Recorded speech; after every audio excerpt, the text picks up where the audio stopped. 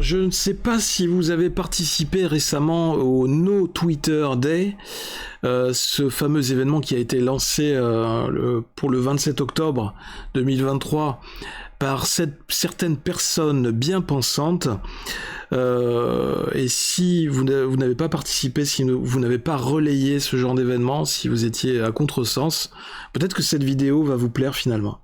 Mais on va parler du No Twitter Day. Hashtag No Twitter Day.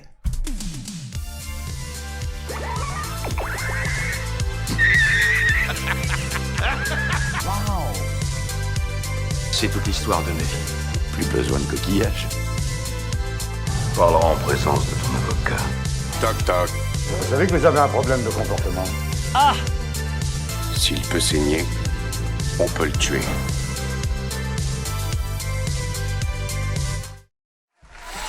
Bienvenue à vous sur la TV 42, je suis Dose Geek, vous regardez la dose de geek sur la TV 42, la TV des geeks sur YouTube.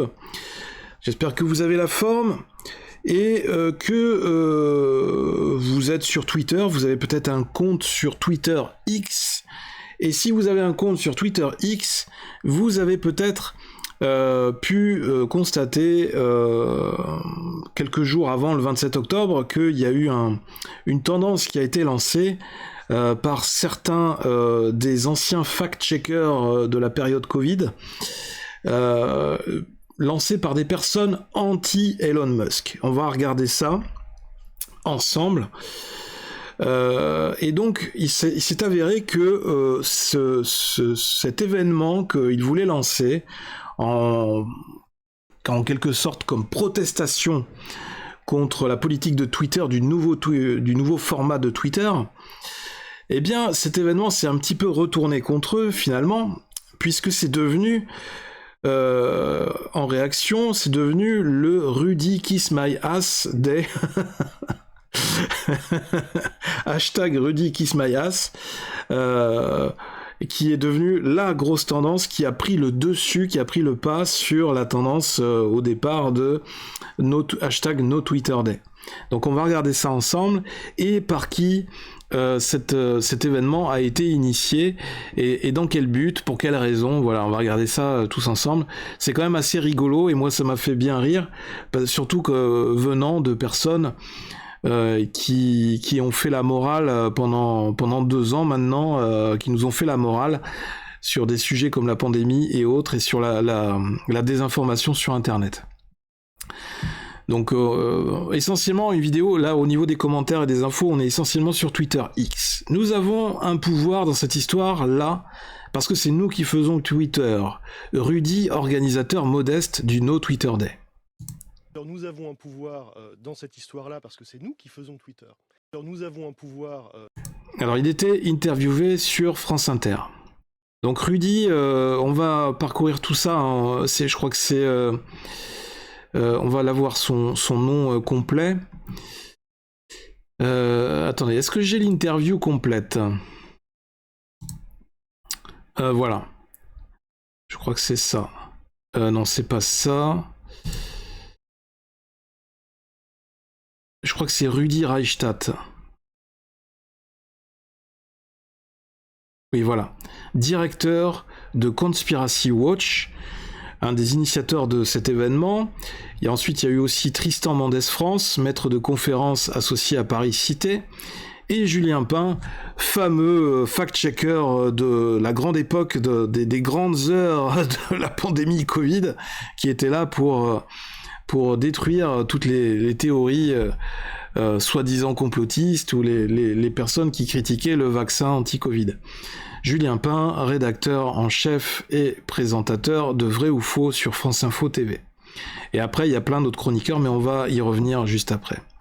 Donc suite à ces interviews de cette personne, Rudi Reichstadt, qui a voulu lancer l'événement No Twitter Day, en protestation à Elon Musk et à sa nouvelle plateforme Twitter,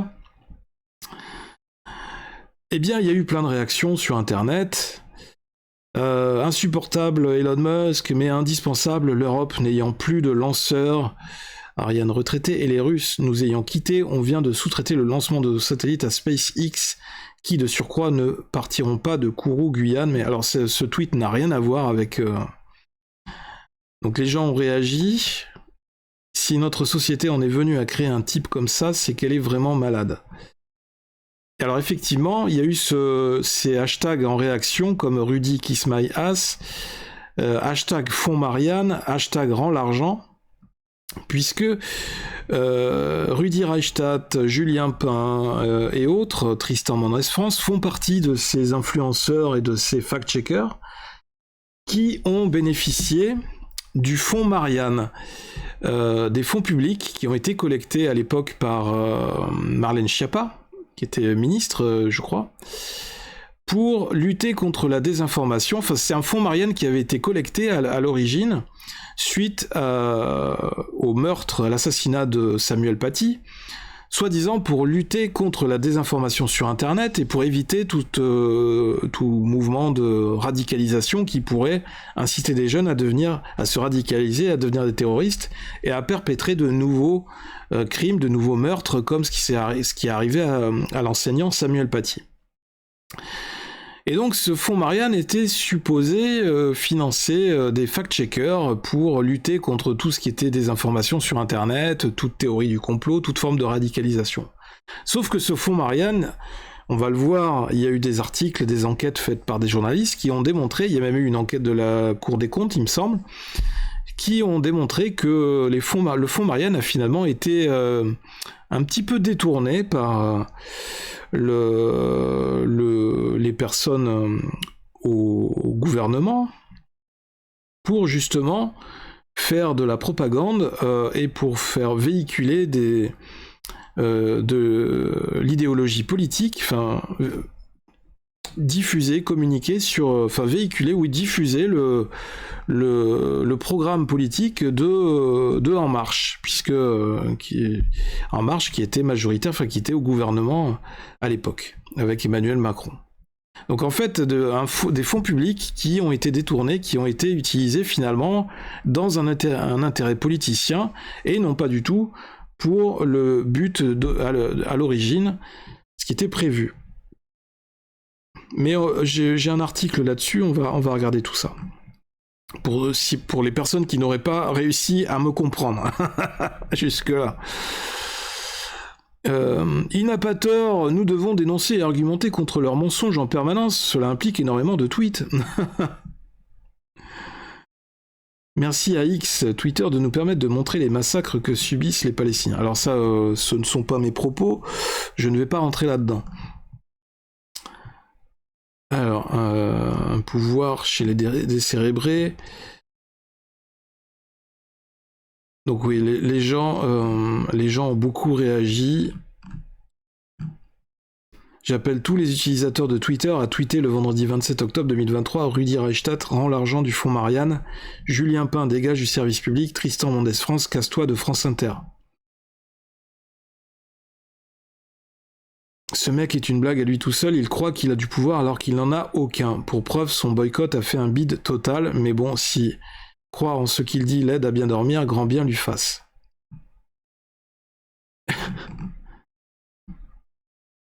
Ah oui, alors ça c'est intéressant. Le fonds Marianne de Marlène Schiappa, initialement créé pour le prof décapité Samuel Paty, a été utilisé pour financer 17 associations. Donc là, on a les photos des personnes, Rudi Reichstadt, Tristan Mendès France, Thomas Huchon, Julien Pain. Devinez qui sont les noms qui ressortent de cette liste. Rudi Reichstadt et Conspiracy Watch qui ont reçu 60 000 €. Thomas Huchon et Spicy qui ont reçu 70 000 €. 2P2L de LCP, vidéo, conspiration avec Rudi Reichstadt et Thomas Huchon ont reçu 20 000 €. Les contenus de ces personnes vous sont présentés par le gouvernement. Alors, il n'est insupportable pour ces personnes que la liberté d'opinion et son expression. Alors, on en a parlé dans une vidéo précédente au niveau de la réglementation européenne avec Thierry Breton versus Elon Musk. Le problème avec Twitter, apparemment, pour ces personnes, pour toutes ces personnes bien pensantes, ces personnes qui nous font la morale à longueur de journée, le problème de Twitter, apparemment, c'est pas Twitter, c'est pas Elon Musk, c'est la liberté d'expression que représente Twitter. Parce que sur les autres plateformes, on n'a pas autant de liberté d'expression. Il y a beaucoup de censure dans le prolongement et l'application stricto sensu des nouvelles règles de censure européennes. Ces nouvelles règles qui sont censées lutter contre la désinformation, etc. Et donc, à l'inverse, promouvoir, soutenir encore plus la pensée unique et le discours dominant, le discours de la pensée dominante, le discours politique de nos élites, des personnes au pouvoir. Et donc, du coup, par définition, qui va limiter toute forme de contestation ou de discours alternatif. C'est pas du tout la liberté d'expression. Alors que sur Twitter, on a toujours la liberté de contester, de donner un avis contraire et d'argumenter. C'est un des chevaux de bataille de Elon Musk sur Twitter. Et c'est justement ce que ce genre de personnes n'apprécient pas. Pour ces personnes, la démocratie, c'est surtout la liberté d'expression de eux seuls et pas de toute autre forme de contestation. Pour ces personnes, la liberté d'expression ne peut aller que dans un sens. Donc c'est ce que je disais dans une autre vidéo, c'est un peu l'Union soviétique de l'Europe. L'Union européenne est aujourd'hui la nouvelle Union soviétique. C'est ce qu'on voudrait nous imposer. Le hashtag NoTwitterDay est l'occasion de faire une piqûre de rappel sur le scandale du fonds Marianne, dans lequel est impliqué Rudy Kismayas, alias Rudy Reichstadt. Ces gens devront être jugés à un moment donné ou à un autre. Ce compte YouTube se vante de promouvoir la laïcité et les valeurs de la République. 29 abonnés ce vendredi, une centaine de vues par vidéo. Pourtant, ce collectif créé par l'USEPPM a reçu plus de 355 000 € pour financer son projet.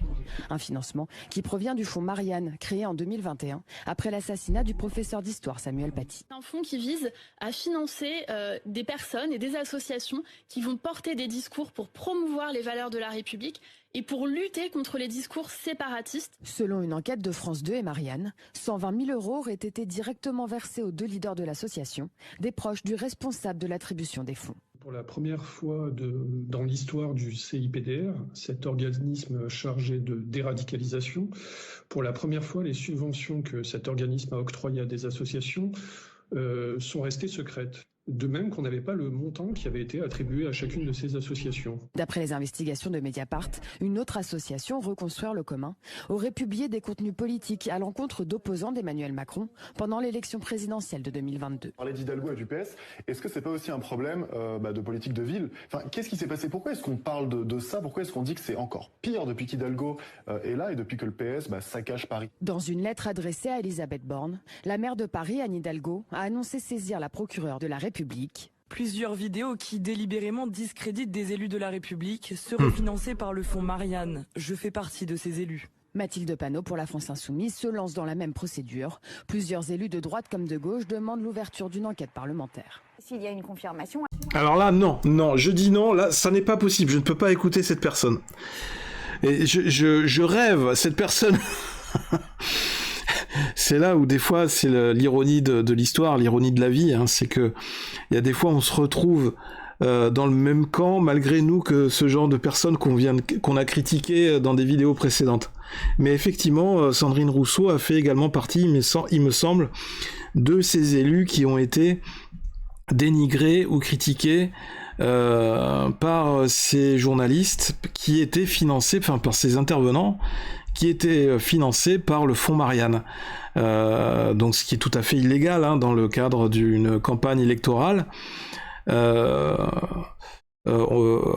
parti n'a pas le droit d'utiliser des fonds publics pour des intérêts, défendre les intérêts de son propre parti. C'est absolument interdit. Et on se retrouve un peu dans la même problématique qu'on avait aussi dans les films financés, les films de Bernard-Henri Lévy, qui sont financés largement par des fonds publics. On retrouve toujours cette problématique de détournement de fonds publics pour des intérêts personnels ou des intérêts de certains petits groupes. Et c'est quand même scandaleux et qu'on en arrive là et que après toutes ces années, on a toujours ce genre de comportement qui se répète et il n'y a toujours pas de sanctions pour calmer ce genre de comportement, en tout cas pour essayer de les faire, pour les éradiquer. Et non, ça, année après année, on a toujours ce genre de pratique, ce genre de magouille. Et vous vous rendez compte, au début de la vidéo, elle parlait d'une chaîne YouTube avec seulement 29 abonnés et des vidéos qui ont fait une centaine de vues. C'est encore moins bien que la TV42. Et ils ont eu je sais pas combien de centaines de milliers d'euros de subventions du fonds Marianne. C'est incroyable, c'est incroyable. C'est pour vous dire le niveau, encore une fois, de malhonnêteté, le niveau de magouille qu'il y a au plus haut niveau de notre démocratie. Et comment on les laisse faire. C'est absolument incroyable. Donc là, évidemment, il y a eu une image où on voit les fameux acteurs de cette campagne qui sont grimés en Dalton, qui ont été capturés, qui ont été pris au lasso par Lucky Luke alias Elon Musk. Et c'est ça qui est bien avec Elon Musk, c'est que quand il a racheté Twitter, qui est devenu X, bah, il est apparu, il a fait sortir les Twitter Files. Tous ces documents qui sont un peu chauds, toutes ces infos jusque-là restées secrètes, qui étaient sur les comptes Twitter, sur les tweets, etc. Il les a fait ressortir et en fait, il est en train de taper du pied dans la fourmilière et de mettre à jour toutes ces magouilles, tous ces trucs dégueulasses qu'ils ont fait pendant des années. Ça leur ressort à la figure et c'est pas plus mal. Et évidemment, c'est pour ça aussi que Elon Musk se retrouve avec autant d'ennemis, autant de personnes, même tout en haut, dans les plus hautes instances de l'État, qui essayent de lui tordre le cou, de lui faire entendre raison et d'essayer de le contraindre par tous les moyens possibles. Mais où est passé l'argent du fonds Marianne ? Rappelez-vous Marlène Schiappa à l'époque qui posait pour Playboy. J'ai fait une vidéo d'ailleurs sur l'épisode Playboy. Allez la voir cette vidéo, vous allez rigoler encore une fois. Rudy rend l'argent, hashtag Rudy rend l'argent, et oui. Et en anglais, Rudy kiss my ass. Voilà. Alors il y avait eu un tweet qui m'avait fait rigoler, effectivement c'est un détournement d'un article du Parisien. Direct, Elon Musk se dit très inquiet à la veille du mouvement historique No Twitter Day, initié par les deux spécialistes français de la désinformation, Julien Pain et Rudy Reichstadt. Musk envisage une chute vertigineuse de l'action X en bourse. Selon nos sources, 85 utilisateurs ont déjà promis de ne pas tweeter. Attention. Donc ça, j'ai trouvé ça rigolo. Quand Julien Pain essaie de mettre en avant son No Twitter Day, il est aussi efficace que Jamel avec son âne. Cannabis. Cannabis. Allez.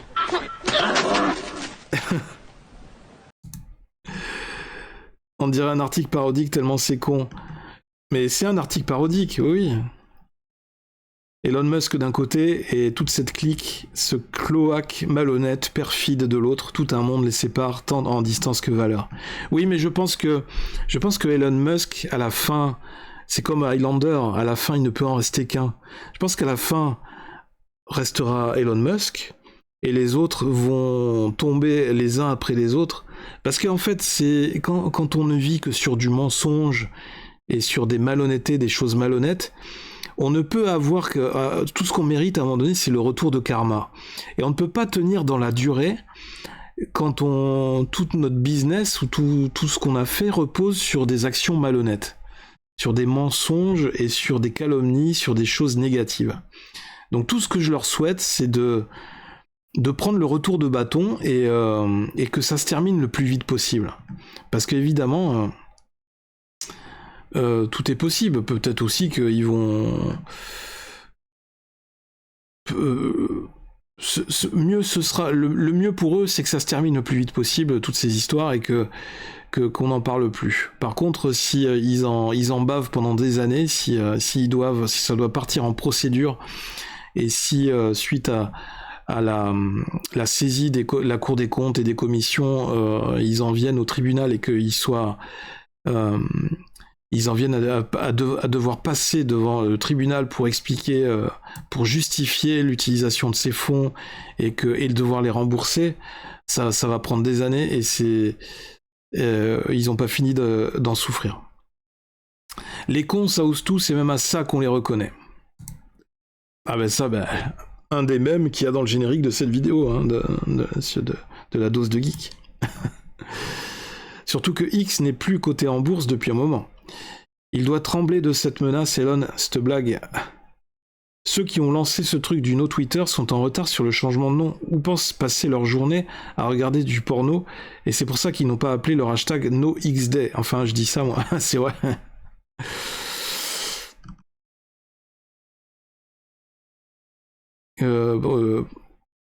Prophétie, stratégie qui est vouée à l'échec. On dirait le Gorafi de la bonne époque.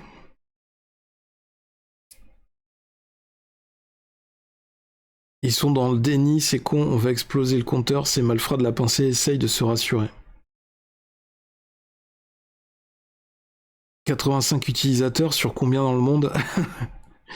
Ils ont de l'humour au moins. Et ensuite, qu'est-ce que j'avais? Oui, donc c'était ça qui avait été relayé sur Twitter. Faisons du 27 octobre la journée de la liberté d'expression. Donc ça, en fait, ça a été relayé en contestation, en réaction au No Twitter Day. Et du coup, la tendance a explosé. De Rudy Kismayas, tout ça. Je vous laisse imaginer, évidemment, la tendance No Twitter Day, ça a fait un flop total sur Twitter. Et à l'inverse, le Rudy Kismayas, rend l'argent, font Marianne, tout ça, ça a explosé sur Twitter. Ou alors, oui, utilisons le hashtag NoFakeNewsDay. Et alors du coup, ils ont posté aussi tous les journalistes, on va dire un peu corrompus ou achetés par le système, qui ont fait ce sale boulot de fact-checker, comme à l'image de Julien Pain, de Rudy Reichstadt, Tristan Mendès France, qui ont participé aussi, qui ont été signataires de ce No Twitter Day. Sophia Aram, humoriste et chroniqueuse. Qu'est-ce qu'on a d'autre comme nom connu? Samuel Etienne, tiens, c'est marrant. J'aurais pas cru ça de lui. Qu'est-ce qu'on a d'autre? En tout cas, vous les avez tous. Voilà.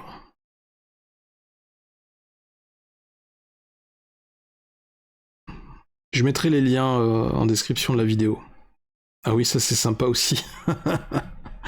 Par rapport à la vidéo que j'ai faite sur Thierry Breton. Les fact-checkers, les vaccinolâtres, les censeurs à la petite semaine, j'ai très envie de les emmerder, donc on va continuer de le faire jusqu'au bout. Le 27 octobre, participer au Tweetoton, le marathon du tweet.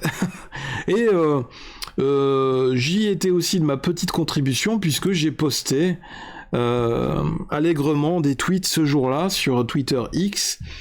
Et j'ai voulu réagir à ma façon en faisant une petite commémoration, en rappelant à la mémoire de chacun les conneries qu'avaient pu véhiculer les fact-checkers comme Julien Pain à l'époque de la pandémie. Donc Julien Pain qui nous avait dit à l'époque beaucoup d'inquiétudes autour du pass sanitaire, certaines complètement légitimes, d'autres non. Par exemple, non, le pass sanitaire ne sera pas un passeport vaccinal et n'imposera pas la vaccination, et non, il ne faudra pas le présenter pour aller au restaurant. Hashtag vrai ou fake. Voilà. Donc ce genre de personnage faisait preuve de beaucoup d'arrogance à l'époque et prétendait détenir la vérité vraie, la vérité divine à l'époque. Et toute personne qui contestait ce qu'il disait, toute personne qui avait le malheur de dire l'inverse, était considérée comme un conspirateur, comme un complotiste, etc. Donc du coup, j'ai tweeté allègrement, le type payé avec de l'argent public pour imposer ses mensonges fait la grève de Twitter aujourd'hui, soi-disant pour lutter contre la désinformation. Donc un clown. Font Marianne, Julien Pain le menteur, c'est l'hôpital qui se moque de la charité. Tiens, il y a eu des réponses? Ah oui, il y a une réponse, dis donc. Ah, c'est top, j'avais oublié avoir un compte Twitter, alors merci de me l'avoir appelé et j'écris à tous mes potes. Ah bah c'est cool ça. Bon voilà, ma petite contribution, mon humble contribution au No Twitter Day, ou plutôt à l'inverse, au Rudy Kismayas sur Twitter X. Donc voilà,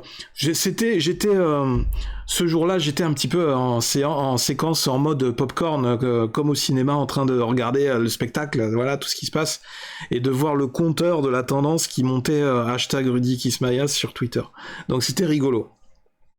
Donc voilà, petite vidéo pour rebondir sur cet événement, ce non-événement en fait, qui a fait un flop total, et pour rappeler, encore une fois, qu'on donne beaucoup trop d'importance à ce genre de personnages, et qui sont un peu à l'image d'un Bernard-Henri Lévy, qui continue à bénéficier allègrement des aides de l'État qui sont, je le rappelle, financées sur des fonds publics, donc sur nos impôts, sur l'argent que l'on donne à l'État, sur l'argent issu de notre travail, de notre travail productif. On produit des richesses, et nos richesses, les richesses qu'on produit, elles partent pour financer ce genre de personnes qui sont inutiles à la société, ou plutôt qui sont contre-productives.